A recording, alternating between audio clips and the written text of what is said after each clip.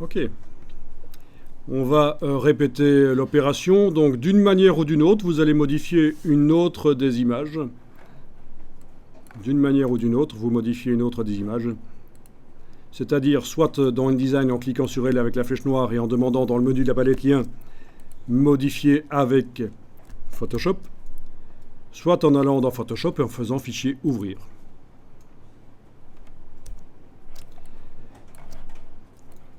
Donc, à nouveau, image réglage noir et blanc. Influencer le résultat.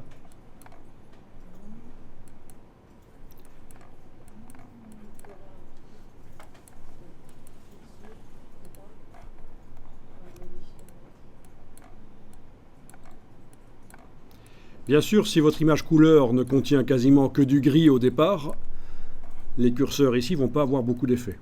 Plus les couleurs sont différentes dans l'image couleur, plus vous avez de choix pour générer une image couleur, une image noir et blanc personnalisée.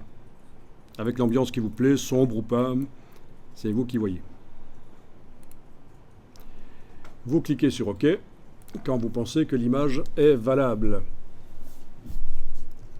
Donc par le menu Image Réglage, nous avons modifié directement les pixels du calque. Les couleurs n'y sont plus. Cette fois-ci, la différence par rapport aux deux images précédentes, c'est que nous allons transformer cette image en une image niveau de gris. Alors, si vous voulez comprendre, vous pouvez faire apparaître la palette des couches, menu Fenêtre, Couches.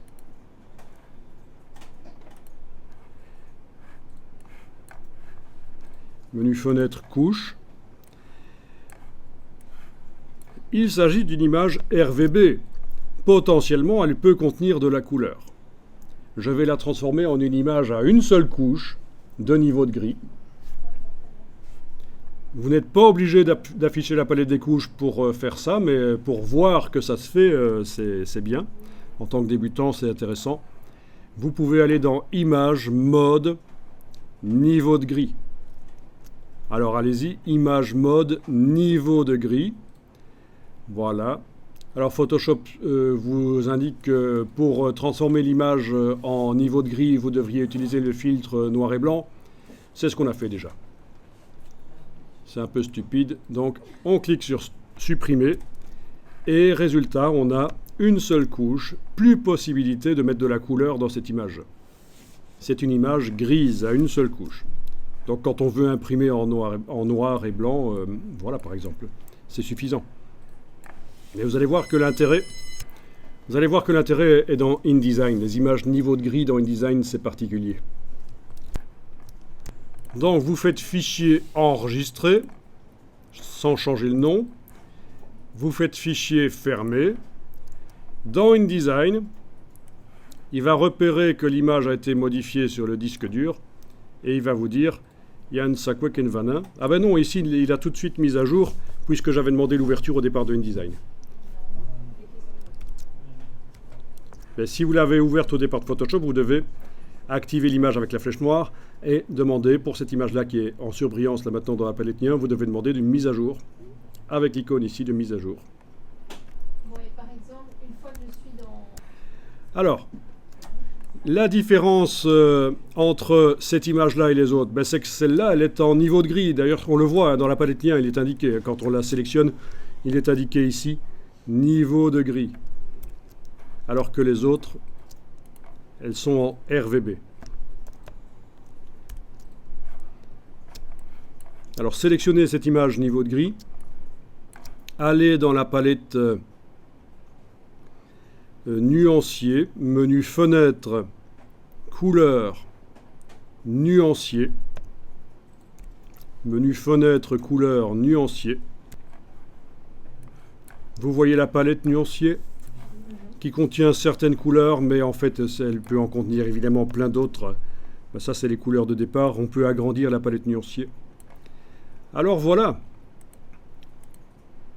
En ayant sélectionné l'image, vous avez cliqué une fois sur l'image. Essayez ceci, cliquez à côté, puis cliquez une fois sur l'image, n'importe où, sauf sur la cible centrale. Est-ce que vous voyez que les vecteurs sont en bleu? Ça veut dire qu'on est en train de modifier le bloc, le contenant. Pas le contenu, mais le contenant. Et sur ce contenant, je vais pouvoir mettre une couleur de fond. Alors, pour bien voir ce qu'on fait dans la palette des outils, on va la faire passer en 2 colonnes. Avec la double flèche ici dans la palette des outils, vous faites passer en 2 colonnes la palette des outils, comme ceci. Si jamais vous avez cliqué sur la petite croix, c'est pas ce qu'il fallait faire. Vous récupérez la palette des outils par le menu Fenêtre, Outils, dans ce cas-là. Donc vous avez votre nuancier, vous avez la palette des outils en 2 colonnes. Quand on est en train de travailler sur un conteneur, un bloc, comme ça, on décide si on travaille sur la couleur de fond ou sur la couleur de contour. Et ça se décide en mettant en avant-plan la chose qu'on veut modifier. Dans ce cas-ci, c'est la case de fond qui doit être en avant-plan, pas la case de contour. Donc je mets la case de fond comme ça. Ensuite, vous appliquez une couleur. Essayez différentes couleurs. Vous êtes en train d'appliquer une couleur au fond du bloc. Et vous voyez que les parties blanches de l'image sont en fait de la transparence.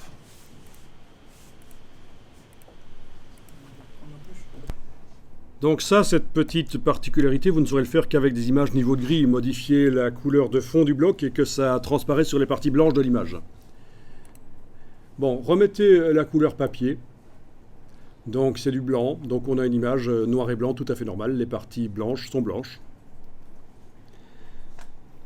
Maintenant, vous allez double-cliquer sur l'image. Est-ce que vous voyez des vecteurs bruns qui apparaissent? Nous sommes en train de modifier le contenu cette fois-ci. Pas le conteneur, le bloc, mais son contenu, l'image. Et quand vous choisissez une couleur, vous modifiez maintenant les pixels noirs de l'image. Les pixels noirs. Il est possible de modifier les deux. Là, je suis en train de modifier le contenu du bloc. Si je clique à côté et que je clique une fois sur le bloc, je peux aller modifier sa couleur de fond. Voilà. Donc j'ai un fond de bloc jaune et des pixels noirs qui deviennent roses. Ça peut être intéressant pour faire un peu de manipulation d'image dans InDesign. Donc ceci ne fonctionne que sur les images en niveau de gris. Donc même sur les images grises qui sont là au-dessus, ça ne va pas marcher. Parce qu'elles sont en fait des images RVB, même si elles apparaissent grises, c'est pas la question. C'est pas de la question de savoir si elles sont grises. Il faut non seulement qu'elles soient grises, mais qu'elles soient en mode niveau de gris, une seule couche dans Photoshop. Et là, quand on double-clique, voilà, si je double-clique sur l'image, les vecteurs bruns apparaissent, je ne sais pas lui attribuer une couleur.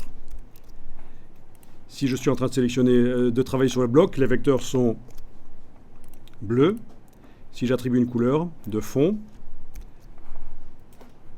ben elle n'apparaît pas parce que les pixels blancs de l'image recouvrent le fond jaune du bloc. Ce n'est pas une image niveau de gris. Ça ne marche pas.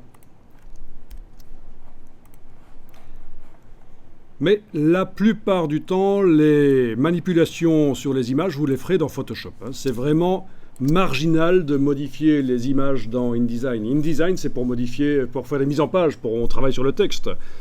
Mais les effets spéciaux sur les images dans InDesign, non, c'est vraiment marginal. Vous pouvez même oublier cette petite fonction ici et faire ça dans Photoshop, ce genre d'effet spécial. C'est tout à fait possible de le faire dans Photoshop. Parce que bon, vous aurez quand même plus de latitude dans Photoshop, vous aurez plus de choses que vous pourrez manipuler dans Photoshop pour obtenir ce genre d'effet. Il y aura plus de contrôle.